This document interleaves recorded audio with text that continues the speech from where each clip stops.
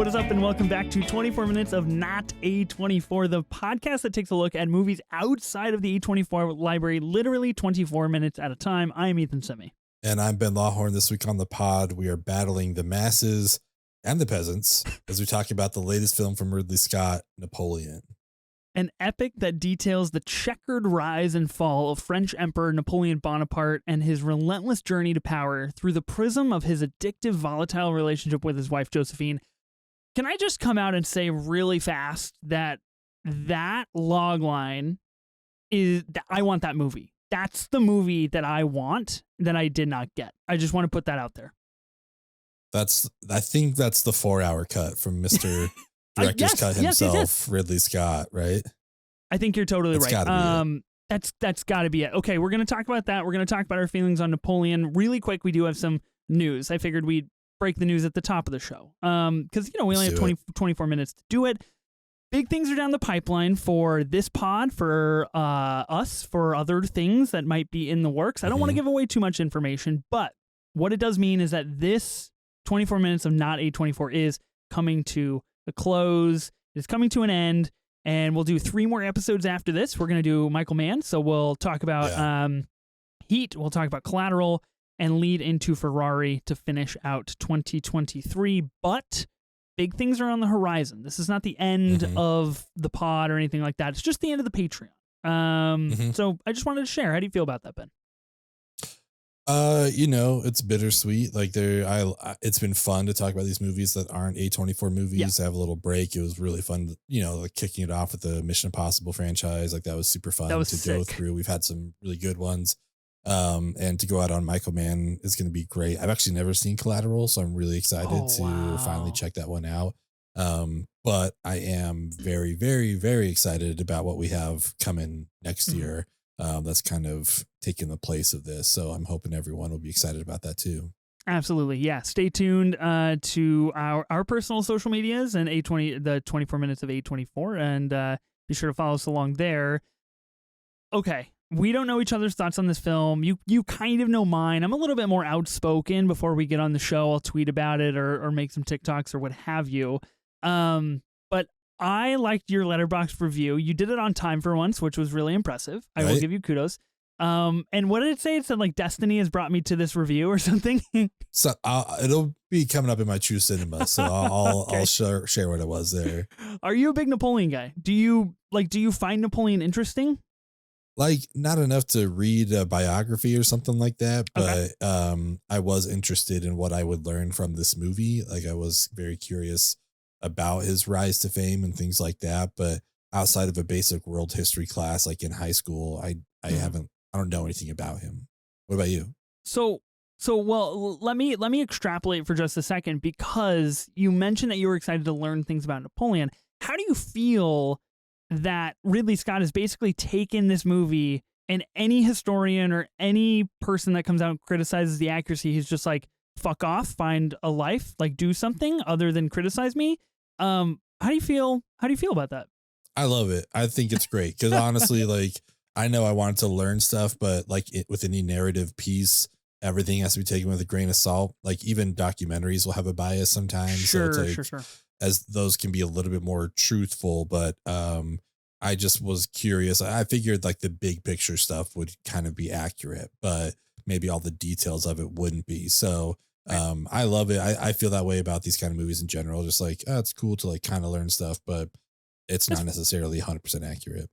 Yeah, it's fair. I'm not a big Napoleon guy. I'm probably like the same as you, where I'm just like, oh yeah, Napoleon, that guy seemed really kind of wild. Like that would be interesting to know more about him. I'm never ever going to like purchase a book about Napoleon and read about Napoleon. That just is not very high up on my list. So this movie is just over 2.5 hours. There is a rumored 4-hour cut that is on the floor, potentially coming out sometime. Ridley Scott has said himself, like, it's going to come out. Apple has not promised that or teased that in any way, shape, or form.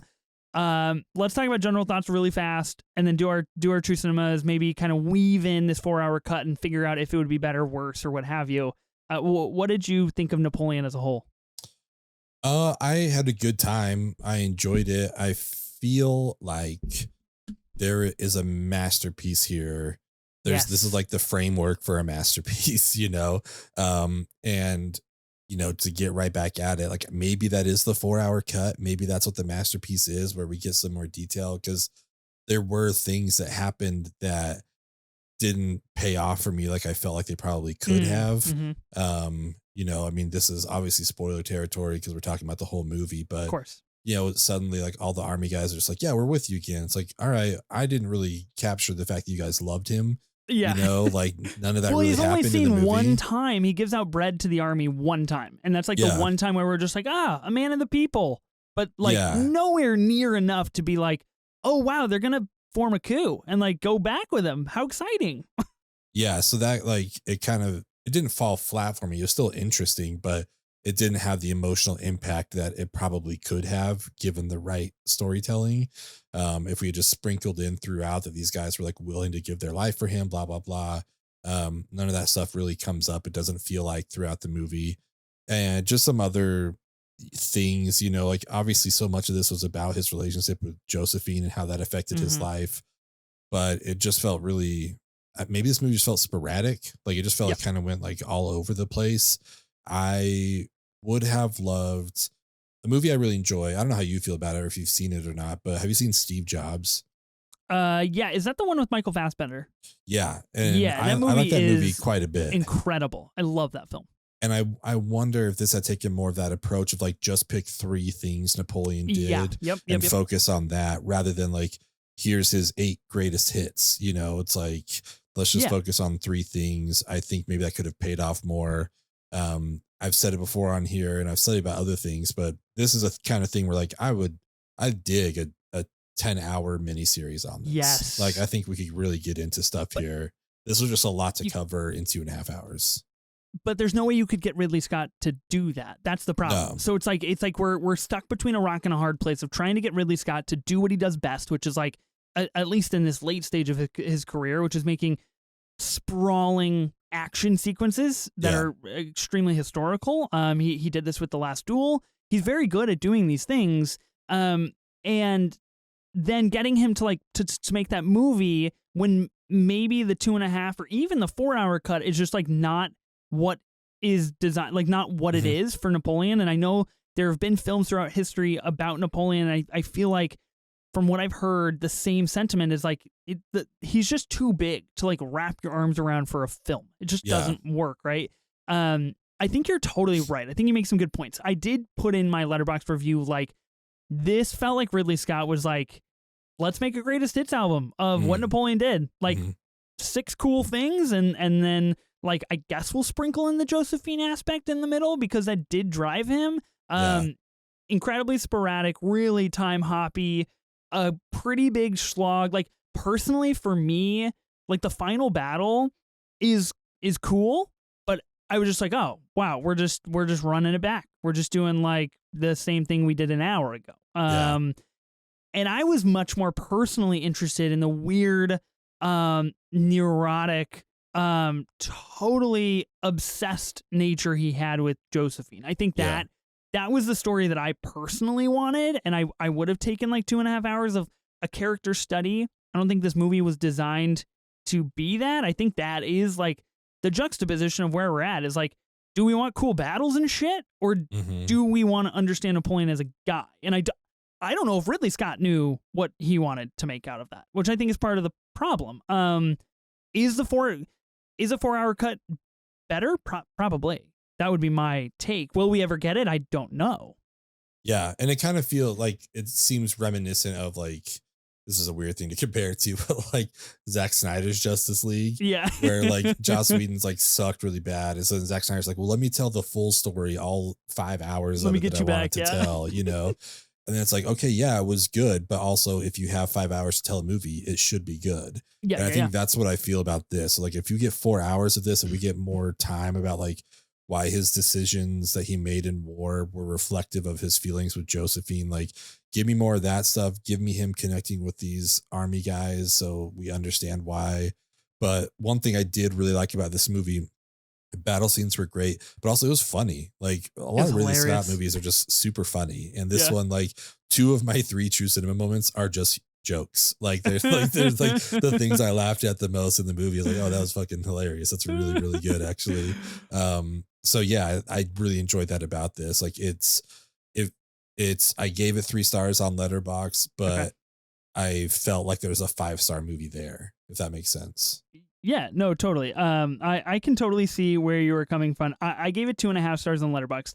I didn't have a bad time. I just don't think it's that good. Like I think it is that real kind of issue that we're having of like, here's what it could have been and here's what we got, and Yeah. what's that discrepancy? And that discrepancy is like 3 stars. That for me is like what could have happened.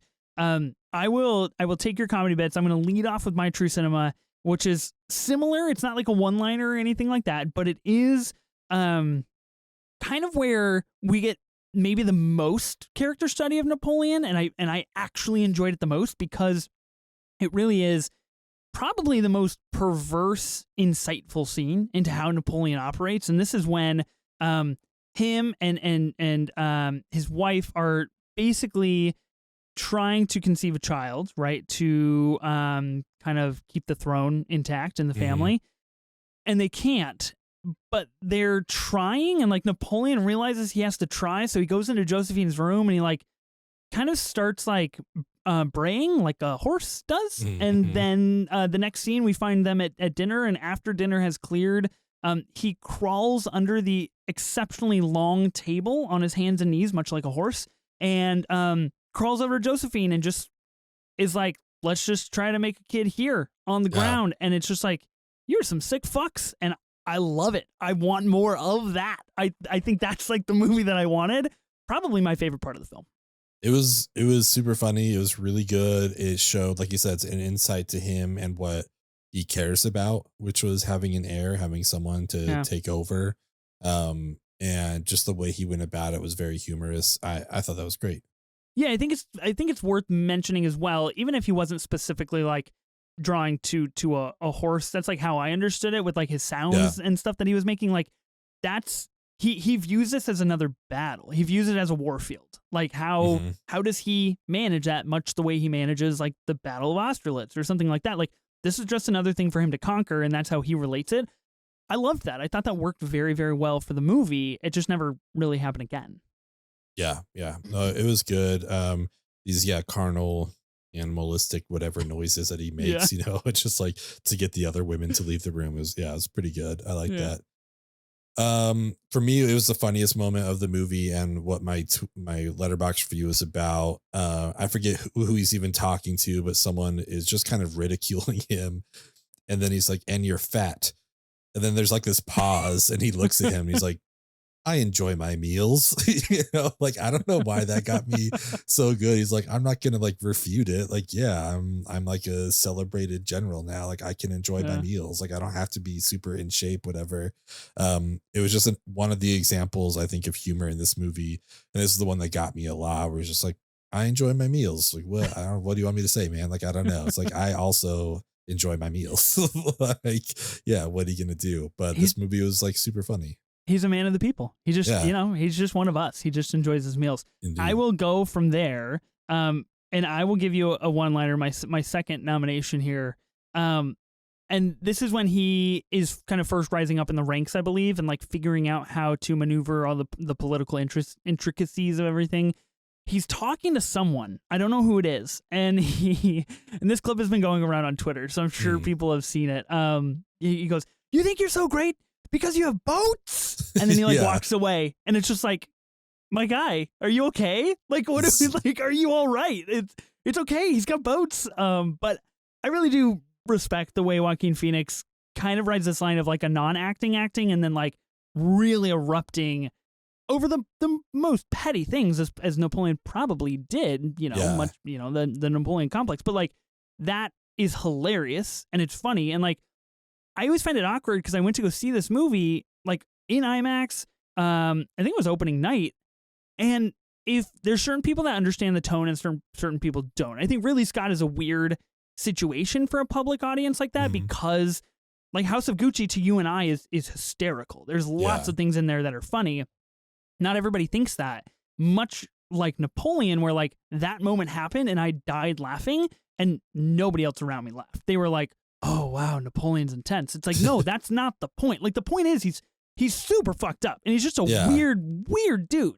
And it's like a childish tantrum he just threw exactly. for the Army General of England. You know, it's like, oh, you think you're so special because you have boats. And then just like walks off. It's like, okay, all right, man, whatever.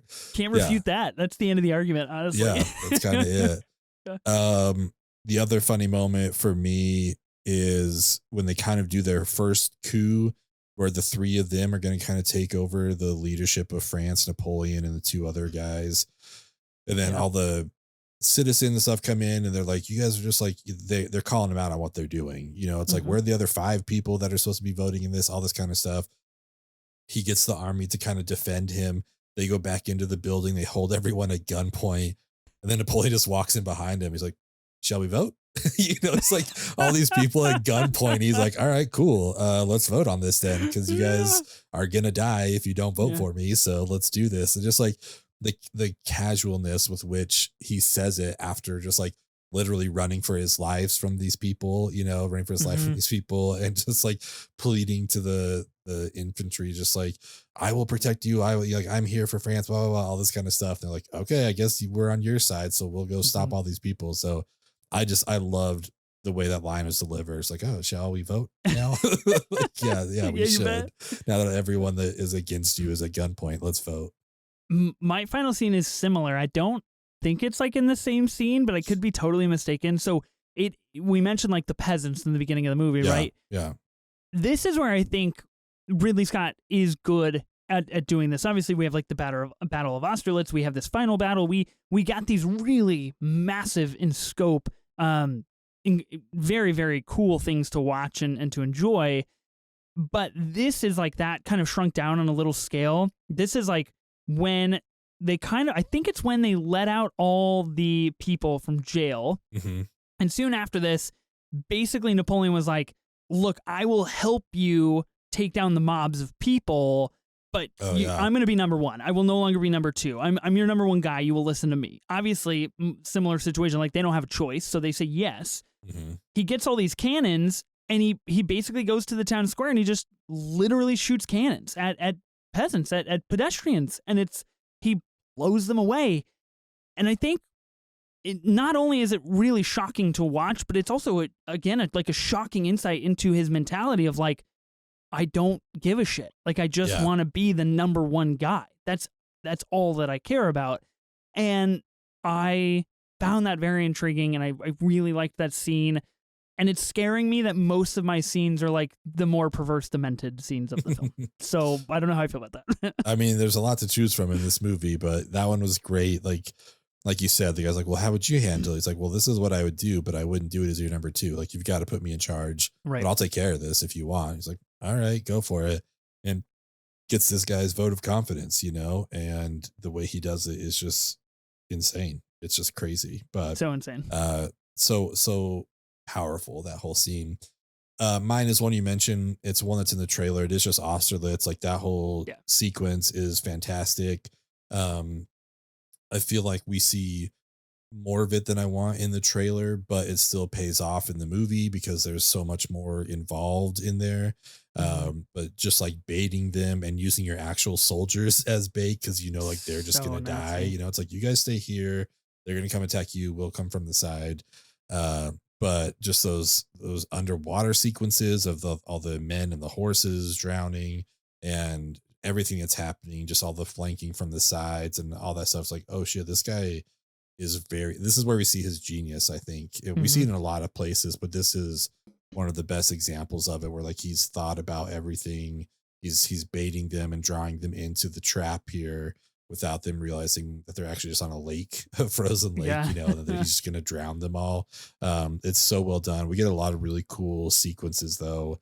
I forget what the first one is. The one I think is within France, where they're like getting the cannons back from England, where they attack them at night. Like, that's a super cool scene too, with those big ass ladders and all that shit. Like, this movie did a good job, I think, of showing us how smart and tactical he was. But I wish we could see more of it, more of the planning and prepping and things.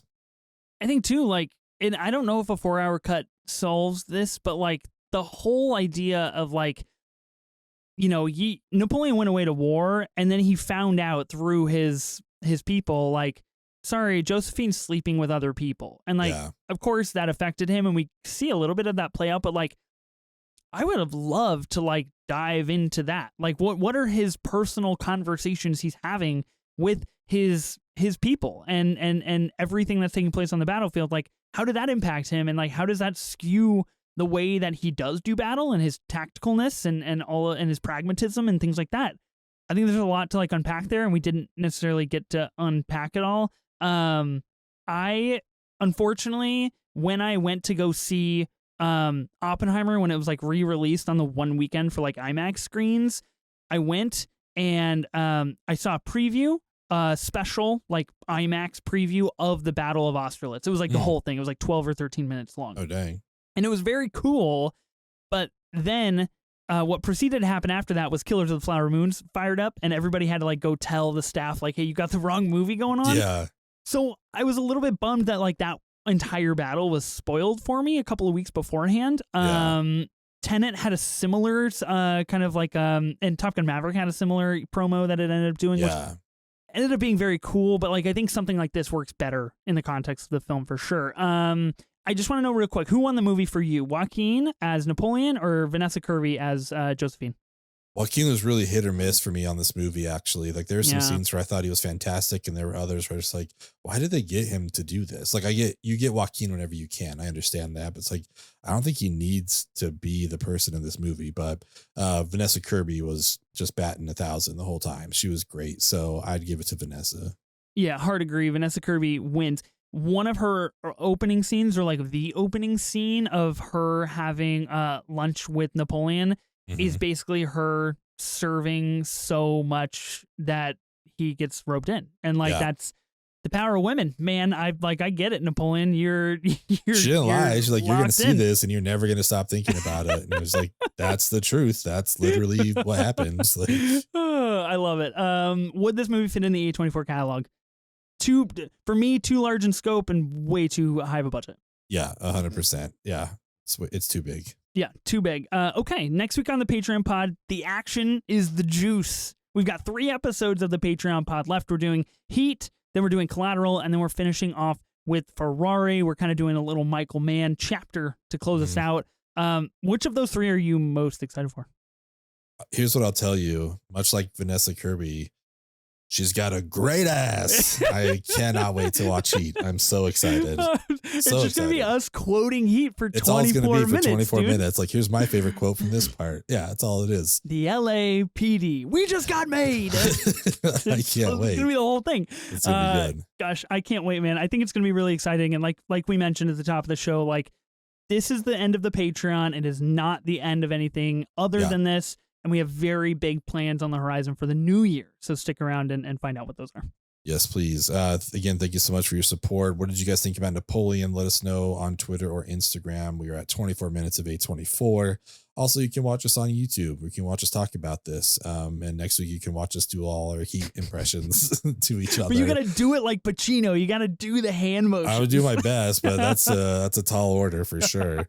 Follow us on YouTube, subscribe to us there so you can watch us. And yeah, seriously, thank you so much for all your support. I know it's coming to an end here, but your patronage has meant so much to us, and yeah, we really, really appreciate it. So thank you. I'm Ben Lawhorn. Yeah. And I'm Ethan Simi. Wow, we have still 10 seconds. We've never done this before. This is incredible. Plenty of time. Well, here's the thing. Destiny has brought me to this land shop, and Destiny has brought me to this podcast. We did it. Love it.